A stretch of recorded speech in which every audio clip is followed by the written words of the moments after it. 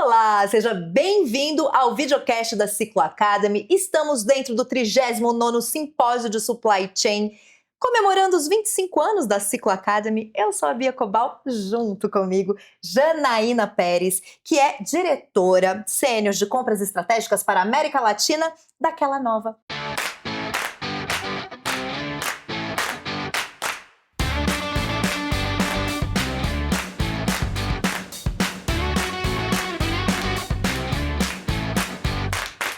Bem-vinda, Isso Janaína. mesmo. Obrigada, Bia. Um prazer estar aqui com vocês. Estou muito curiosa para saber qual é a sua relação com supply chain e como tudo começou. Eu começo contando do início da minha carreira, né? Eu estava recém-formada, não conhecia ainda o que era o universo de compras nem de supply chain, mas eu passei no programa de trainee de uma grande empresa no Sul, uma empresa de mídia, né, uma parceira da Globo, que tinha vamos dizer assim, uma proposta para mim. Eu tinha que encontrar um projeto que fosse um grande problema e solucionar isto. E apresentar resultados de impacto para a companhia. E aí que eu me deparo com a área de compras, né, como este grande problema, mas ao mesmo tempo como uma grande oportunidade. Porque nesse momento, já há mais de 20 anos atrás, era uma área descentralizada, era uma área que era um pouco o patinho feio das organizações, ninguém olhava muito para isso, não era área glamurosa, não era marketing, não era vendas, não era finanças. E eu encontro aí um projeto aonde, centralizando compras, trazendo um processo estruturado, trazendo um pensamento estratégico, realmente se transformou numa oportunidade. E eu me apaixonei pela área, e desde então passei por procurement, supply chain, planejamento e logística, mas a maior parte do tempo em compras. Você fez literalmente daquele limão uma limonada, foi resolver um problema e se apaixonou por resolver esses problemas. Exato.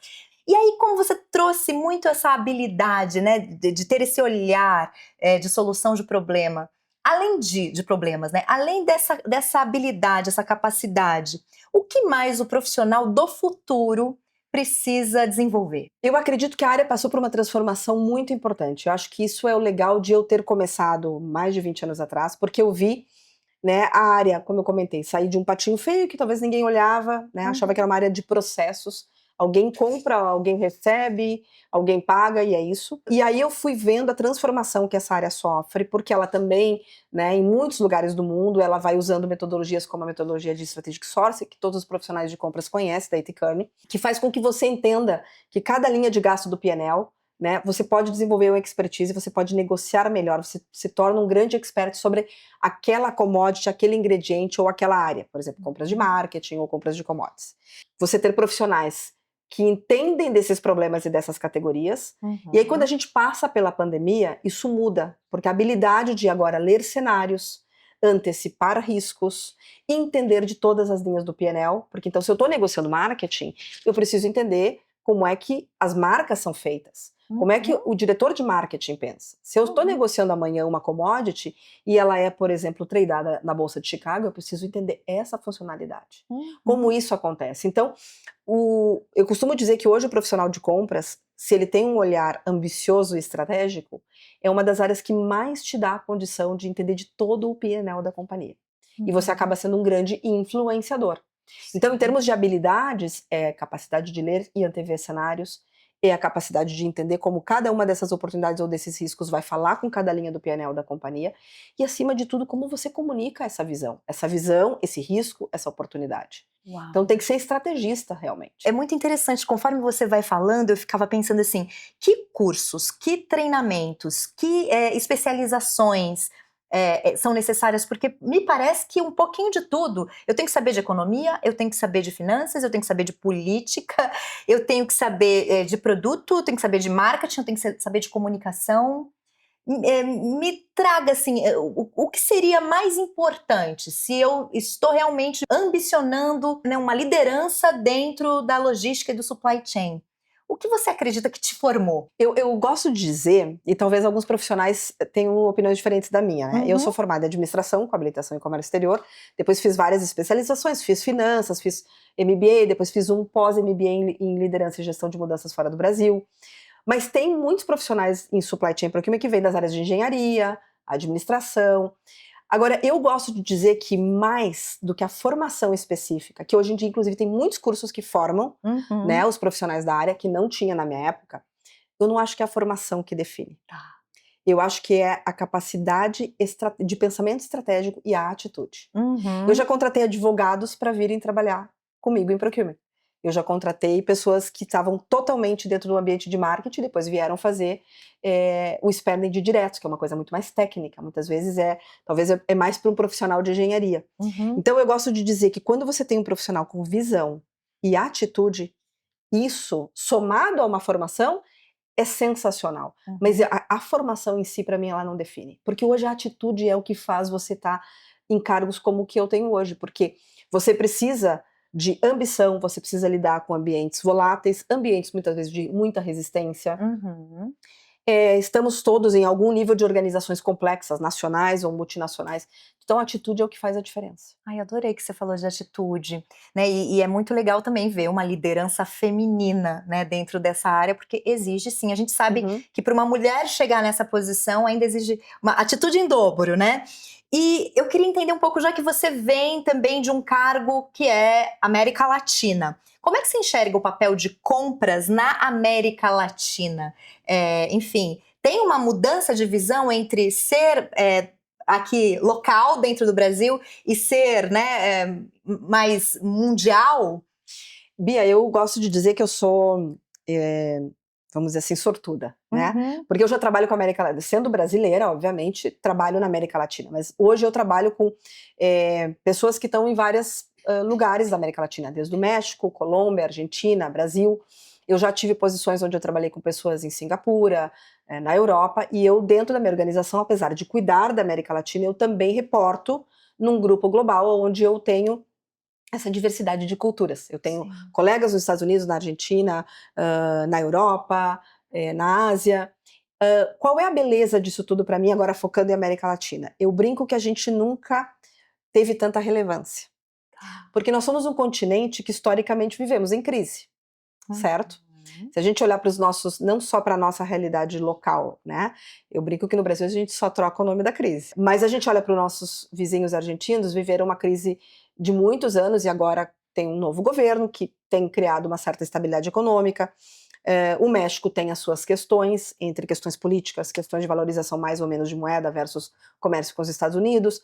A Colômbia também teve transições políticas e agora também está passando por uma certa reorganização, e assim a gente pode falar de muitos outros países. O que para mim é muito relevante e que eu me orgulho de ser uma profissional brasileira e latina? Nós desde sempre somos resilientes. Crise faz parte do dia a dia. Talvez para países como Estados Unidos e Europa, aonde uma estabilidade esteve mais presente, vamos dizer assim, nos últimos anos, esse nunca foi o nosso caso. Então, claro, a gente pode olhar para um lado negativo, que somos os patinhos feios, a gente está sempre correndo atrás, a gente sempre tem problema para resolver. E a gente pode olhar para o lado bonito disso, que é o copo cheio, né? Que é, olha o quanto a minha musculatura ela é resistente para lidar com crise, para lidar com dificuldade, para lidar com... Eu tenho 5 problemas para resolver e amanhã talvez eu tenha 6. Isso faz dos profissionais de Procurement Supply Chain nessa região, hoje profissionais que são olhados certamente com uma diferença, versus um contexto que a gente vive no mundo, que é isso, né? Eu brinco, não tem mais nenhum lugar tranquilo.